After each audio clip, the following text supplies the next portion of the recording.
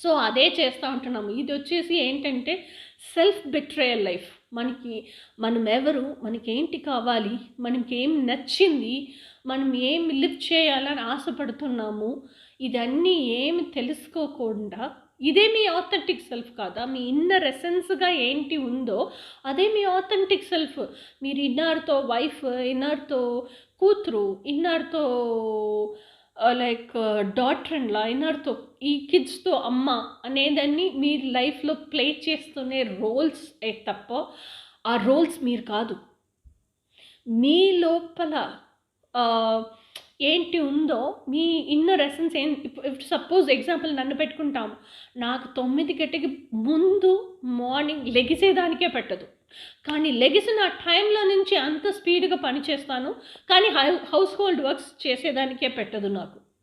ఓకేనా? But business brain, business ఓరియంటెడ్గా ఏం పని చెప్పినా అది నాకు నచ్చిన బిజినెస్, నాకు ప్యాషన్ ఏంటో ఆ ప్యాషన్ని కెరియర్గా ప్రొఫెషనల్గా క్యారీ ఆన్ చేసి లివ్ చేయాలి.